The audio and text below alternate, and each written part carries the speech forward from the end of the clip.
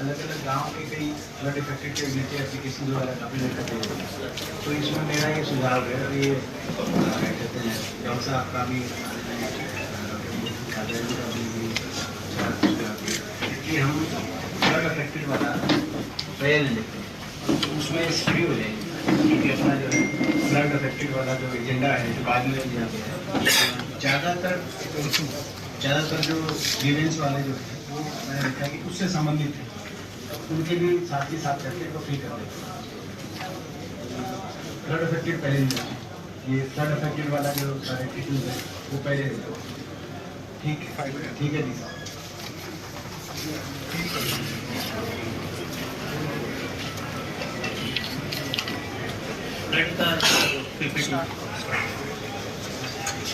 Flood की sir जैसे water logging की समस्या सर अब की बार ज़्यादा बारिश हुई थी, तो उसकी वजह से ज़्यादा बारिश की वजह से काफ़ी जगह पे जल भराव हुआ था।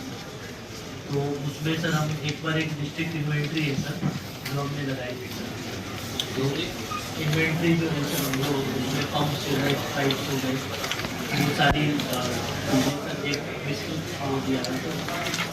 उसमें जैसे इलेक्ट्रिक पंप्स हमने सर 99 इलेक्ट्रिक पंप्स लगाए थे, और जो पंचायती राज और एमसी ने लगाए थे, और इरिगेशन डिपार्टमेंट ने 289 पंप्स लगाए थे। डीजल पंप सर 48 लगाए थे पंचायती राज और एमसी ने, और इरिगेशन विभाग ने 86 लगाए सर।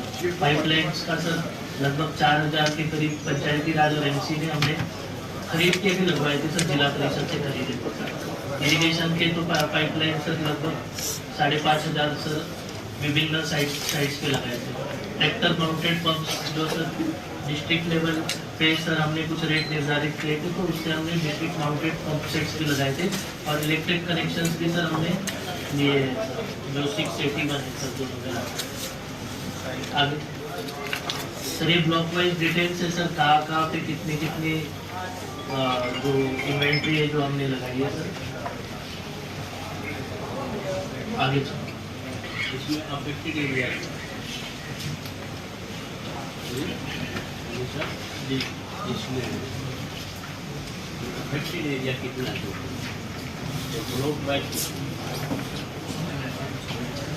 टोटल सर हमारा अफेक्टेड एरिया 17,655 हेक्टर है सर। 17,655 हेक्टर पूरे क्रॉप एरिया जो क्रॉप्स है वो हमारी अफेक्ट हुई है। जो बेरी का कितना है? बेरी का एक बार बताए। बेरी का 17,000 है जी हेक्टेयर बता ये बेरी में से तहसीलदार रिपोर्ट के अनुसार 3092 हेक्टेयर जो है हमारा क्रॉप एरिया अफेक्टेड है। तो मीनिंग डेढ़ बाई 7,500 3,000 हेक्टेयर मीन 7,500 हेक्टेयर ये सर्वे रिपोर्ट आई है सर पटवारी से। पटवारी तो जो है ना जी इस बार मतलब गवर्नमेंट से कोई आदेश ही नहीं आया कि इतना नुकसान हुआ है, कोई स्पेशल गिरदावरी के कोई आदेश नहीं आए। एनीवे तो गिरदावरी इज इन गवर्नमेंट की इन्वेस्टिगेशन हुई है देखो स्पेशल गिरदावरी नहीं, क्योंकि हमने यही तो बात विधानसभा में मतलब पूरा है, लेकिन अनटिल अनलेस स्पेशल गिरदावरी पे ऑर्डर हुई कंपनसेशन पे कोई ऑर्डर नहीं, पूरा हरियाणा में नहीं। ये अनफॉर्चुनेट है, क्योंकि इसमें जो है बड़ा सर तो कोर्ट में डाल के वो फाइनल नहीं है मतलब ना, वो तो आपने डाल दिया। इसके अलावा अपनी गिरदावरी होनी चाहिए तो फाइनल होगा। हाँ स्पेशल गिरदावरी होनी चाहिए। स्पेशल गिरदावरी में एक्चुअल आएगा, उसमें अफेक्टेड परसेंटेज आएगी 50%।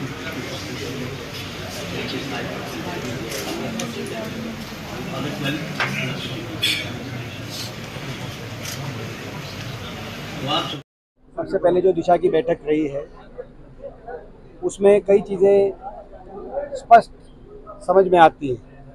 11 साल में एक भी परियोजना प्रदेश सरकार की तरफ से झज्जर जिले को नहीं मिली है, एक भी कोई विकास का कार्य नहीं हुआ है, और विकास की नई परियोजना छोड़िए, जो एग्जिस्टिंग हमारा झज्जर जिले का इंफ्रास्ट्रक्चर है उनका भी रख रखाव जैसे होना चाहिए वो करने में सरकार असक्षम हो रही है। बहुत सी ऐसी परियोजनाएं जो हमारे कांग्रेस के समय में झज्जर जिले के अंदर आई थी उनकी तरफ ध्यान नहीं दिया जा रहा। आज नेशनल कैंसर इंस्टीट्यूट के सारे अफसर आके उन्होंने इतना गुहार करी कि बड़े सपने के साथ बहुत बड़ा ये एम्स का प्रोजेक्ट लाया गया था बादशाह। उस प्रोजेक्ट का बाकी तो एम्स का जो प्रोजेक्ट था वो रहा नहीं, केवल नेशनल कैंसर इंस्टीट्यूट रहा, लेकिन उसमें भी उसके आसपास की सड़कें टूटी हुई हैं, पानी की व्यवस्था नहीं है, जो बाकी जो सुविधाएं मिलती थी वो धीरे धीरे बंद हो गई। जो तब के मंजूर शुदा हमारे कई ऐसे प्रोजेक्ट थे, चूचकवास का बाईपास 2013 में मैंने मंजूर कराया था, सुबाना का बाईपास 2013 में मैंने मंजूर कराया था, बराही का बाईपास 2013 में मैंने मंजूर कराया था। वो जो बाईपासेज है आज तक उन पे काम नहीं हुआ और आज की मीटिंग में भी कोई हमें ठोस जवाब नहीं मिला। आप अंदाजा लगाए 11 साल हो गए।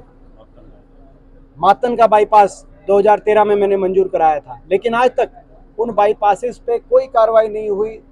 12 साल के बाद भी वो यूं के यूं वहीं की वहीं वो सुई अटकी हुई है। और बाकी जब परिस्थितियां जैसे हमारे इस ज़िले में इस बार जल भराव की व्यापक परिस्थिति बनी तो हमने सरकार की ओर हमने मांग करी, प्रशासन से हमने यही आग्रह किया कि ज़्यादा से ज़्यादा मुआवजा मिले। प्रशासन असफल साबित हुई। ये प्राकृतिक आपदा ना होकर प्रशासनिक आपदा भी थी, क्योंकि प्रशासन ने सही समय पे कई कदम नहीं उठाए, जैसे ड्रेन्स की सफाई, कोई कदम नहीं उठाए गए। लेकिन बहरहाल जो स्थिति बनी वो बनी। उसमें प्रशासन ने उस समय जो हो सकता था, जैसा जैसा प्रशासन पे हमने दबाव डाला, प्रशासन ने जो हो सकता था निकासी के लिए कदम प्रशासन उठा रहा और उठाए। लेकिन साथ साथ अब हमारी मांग ये है कि मुआवजा हर किसान को जिसकी फसल नष्ट हुई है या फिर कोई भी गरीब आदमी जिसके घर पे कोई क्षति हुई है, हर ऐसे नागरिक को पूरा मुआवजा मिले। अभी तक हमने पाया कोई स्पेशल गिरदावरी के आदेश ही नहीं हुए। केवल पोर्टल के माध्यम से सरकार चाह रही है इस पूरे इशू को निपटाना। कोई स्पेशल गिरदावरी के आदेश नहीं हुए, कोई अभी तक स्पेशल गिरदावरी के लिए ज़मीन पे उतरा नहीं, कोई देख नहीं रहा कितना नुकसान हुआ, कितनी क्षति हुई। और मुआवजे की राशि भी आपको याद होगा 2014 में, मैं एक बात स्पष्ट करूं, 2014 में कांग्रेस की सरकार के समय प्रति एकड़ 10,000 रुपये नुकसान की, फसल के नुकसान की का मुआवजा दिया जाता था, जो देश में सबसे ज़्यादा था। उस समय पंजाब में 5,000 रुपये प्रति एकड़ मुआवजा मिलता था और हरियाणा के अंदर 10,000 रुपये प्रति एकड़ मुआवजा खराबे का मिलता था, फसल खराबे का, देश में सबसे ज़्यादा। आज 11 साल के बाद पंजाब में तो 20,000 रुपये मिनिमम मुआवजा, शुरुआत 20,000 रुपये से शुरुआत हो रही है और हरियाणा में 7,000 से। 11 साल के बाद आधे से भी कम रह गया हरियाणा का मुआवजा, पहले से भी कम हो गया, 2014 से कम। आप अंदाज़ा लगाओ। हमारी प्रदेश सरकार को चेतावनी है, ये तो 11 साल में तो मुआवजा डबल होना चाहिए था। जब पंजाब का 20,000 हो गया, जो उस समय 5,000 था 2014 में, हरियाणा जो उस समय देश में सबसे ज़्यादा 10,000 मुआवजा प्रति एकड़ मिलता था हरियाणा के अंदर खराबे का, आज उस मुआवजे को मुख्यमंत्री जी ने 7,000 की घोषणा करी कि मिनिमम 7,000 से शुरू करके हम 12-15,000 तक बढ़ाएंगे। तो ये बातें हैं, मुआवजा मिले, हर किसान को मिले, हर घर में जहाँ क्षति हुई है उसको अपने मकान का मुआवजा मिले हर ऐसे नागरिक को, और साथ में प्रशासन ये सुनिश्चित करे कि सर्वे अच्छे से हो, कोई भी नागरिक वंचित ना रह जाए इन मुआवजे से। 8 दूसरों का रिजल्ट आया।